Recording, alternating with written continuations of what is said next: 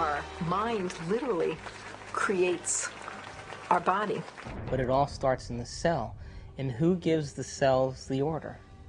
The orders come from the neural net in our brain, which are based on the experiences and information that we've logged in there. And we use a certain box of solutions to our life that causes chemistry to take place.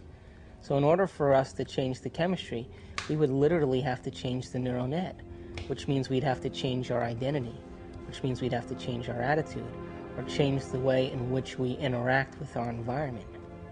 And every time we keep being the same person and keep experiencing the same attitudes, all we're doing is reinforcing ourselves as our identity. I once did a little gig in a woman's prison they're all heroin addicts, and by teaching them that they have receptors for the heroin, and that the more heroin that they take, their ability to make their own internal endorphins, their own internal heroin, basically starts to decline. And then the receptors start to become subsensitive, or there's actually less of them. So there's these actual changes, and then this new information about how less brain cells are being made, so that people get kind of, in all addictions, they get stuck in old patterns. The person's mental life becomes dominated by pain, such that everything that they perceive is colored by the pain. And sometimes every way that they react and everything that they do becomes all about their pain. One of the things about receptors is they change in their sensitivity. If a given receptor for a given drug or internal juice is being bombarded for a long time at a high intensity, it will literally shrink up. There will be less of them, or it will be hooked up in such a way that it is desensitized or downregulated. So the same amount of drug or internal juice will elicit a much smaller response.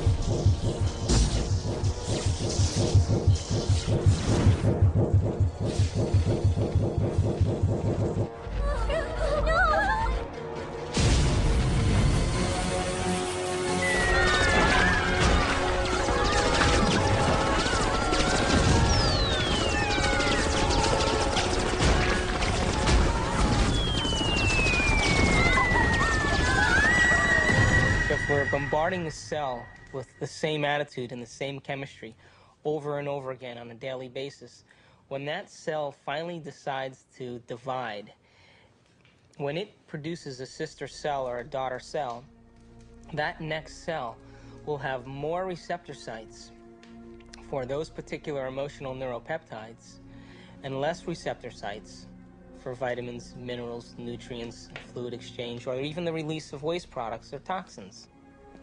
Now, all aging is a result of improper protein production. What happens when we age? Our skin loses elasticity. Well, elastin is a protein. What happens to our enzymes? We don't digest as well. What happens to our synovial fluid? Those are proteins. They become brittle and stiff. What happens to our bones? They become thin. So all aging is a result of improper protein production. So then the question arises, does it really matter what we eat? And does nutrition really have an effect if the cell doesn't even have the receptor sites after 20 years of emotional abuse to even receive or let in the nutrients that are necessary for its health?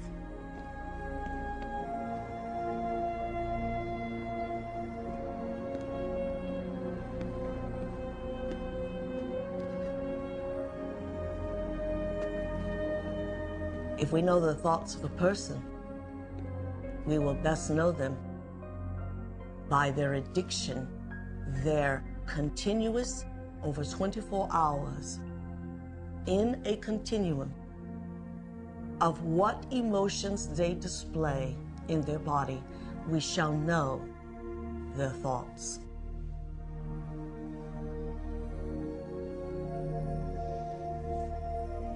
I hate you.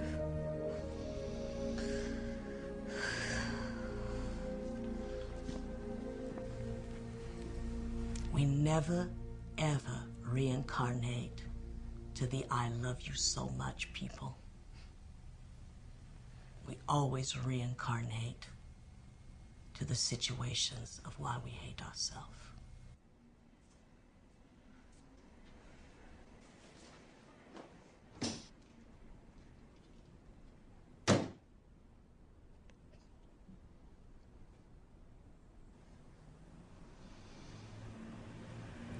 I hate you.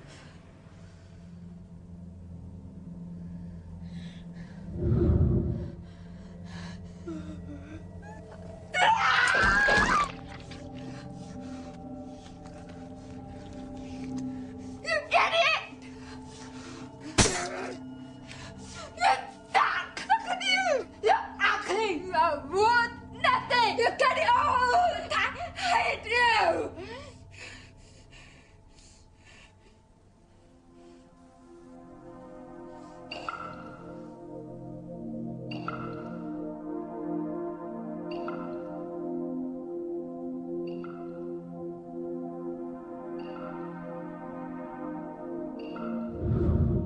It makes you wonder, doesn't it? If thoughts can do that to water, imagine what our thoughts can do to us.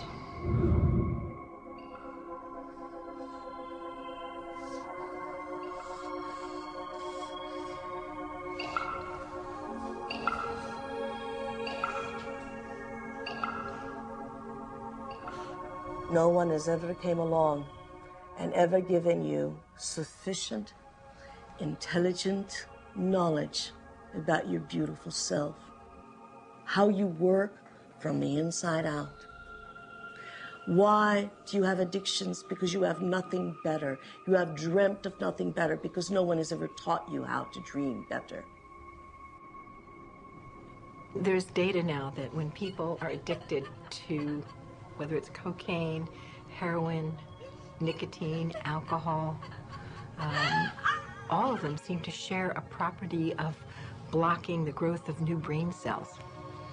And yet, it can completely come back when the drug taking has stopped. Oh, poopy. If you don't see the traps, you have to go through the crap until you see the traps. Because if you don't see it, it's your only teaching machine. It's your only way for you to come to understand something new. So the universe brings these things to your door, and there is learning in them for you if you are willing to reflect upon them and think beyond the rigid mindset. Can I? Wow. Borrow some toothpaste?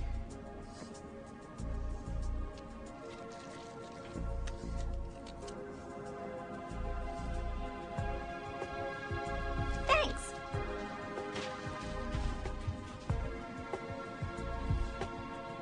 When I talk about we disappearing, I don't mean that we physically disappear. What I mean is that we move out of the area of the brain that has to do with our personality, that has to do with our association to people, our association to places, our association to things and times and events. We don't exist in the associative centers in our brain that reaffirms our identity and reaffirms our personality. We now have science to back up what our thoughts do and how they make our bodies weak. A lot of scientists who are actually studying this with behavioral kinesiology and other ways, showing that thoughts make your body weak. And thoughts pretty much create your reality. They create what you're going to think about yourself. If you're fat but you think you're wonderful, you'll be wonderful. But most women we're compared all the time with impossible images, from Barbie to models, and so we think that our whole currency is how we look and how other people are going to perceive us, and we're always up against impossible standards. What is relative to their own emotional addiction are movies and dramas and news and all the media that is so beautiful today in providing people with experiences without having to be there. And yet, That does not define human greatness. They're so hypnotized by their environment through the media, through television, through people living and creating ideals that everybody struggles to become, that no one can actually